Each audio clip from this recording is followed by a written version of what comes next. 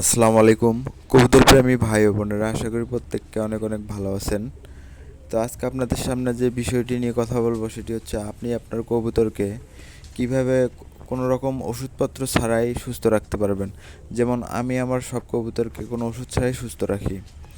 তো বেশ কয়েকটি নিয়ম আছে, সেই নিয়মকানুনগুলো মেনে চললে অবশ্যই আপনার কবুতর কোনো ওষুধপত্র ছাড়াই সুস্থ থাকবে এবং মানে অনেক অনেক বাচ্চা পাবেন কবুতর থেকে, অনেক লাভবান হতে পারবেন।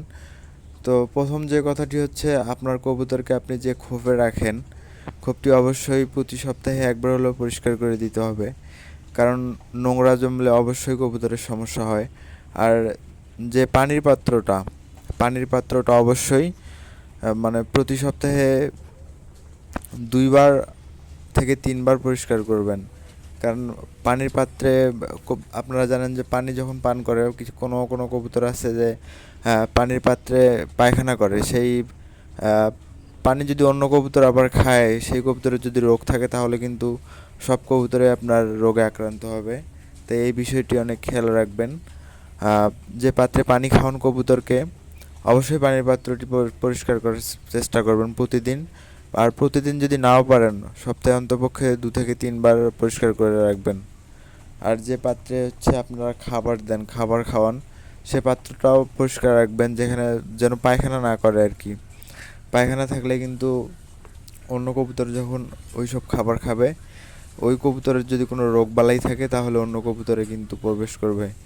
মোটামুটি এই নিয়মগুলো যদি আপনারা মানতে পারেন, ইনশাল্লাহ আপনার কবুতর অনেক সুস্থ সবল থাকবে, কোনো রোগ বালাই হবে না। দেখেন, আমার কবুতরকে কিন্তু আমি আজ পর্যন্ত কোনো ওষুধ খাওয়াইনি, ঠিক আছে। শুধু একবার ওষুধ নিয়ে এসেছিলাম, সেটা হচ্ছে কবুতরের গায়ে আর কি পোকা হয়েছিল, মাছি পোকা, সেই মাছি পোকার ওষুধ। ওষুধের নামটা এখন স্মরণ নাই, তবে অন্য একটি ভিডিওতে এই বিষয়ে আলোচনা করা যাবে। তো সেই ওষুধটা দেওয়ার কারণে মোটামুটি কবুতরের শরীরে আর একটা মাছি পোকাও নাই। কবুতরকে আগে ডিস্টার্ব করতো অনেক মাছি পোকাগুলো, এখন কিন্তু নাই। তো মোটামুটি আপনারা যদি এই বিষয়গুলো খেয়াল রাখেন, তাহলে মনে করেন যে আপনার কবুতর সুস্থ থাকবে এবং সবল থাকবে, আর বেশি বেশি ডিম বাচ্চা পাবেন।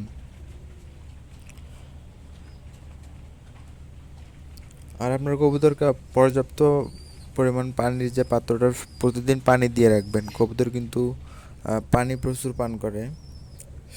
এগুলো বিষয়ে মাথায় রাখবেন, ইনশাল্লাহ আপনার কবুতর সুস্থ থাকবে। আরেকটি কথা না বললে না, আপনি যদি আমাদের চ্যানেলে নতুন দর্শক হয়ে থাকেন তাহলে অবশ্যই চ্যানেলটি সাবস্ক্রাইব করে দিবেন এবং একটি লাইক করবেন। আর সবাই ভালো থাকবেন, সুস্থ থাকবেন। খোদা হাফেজ।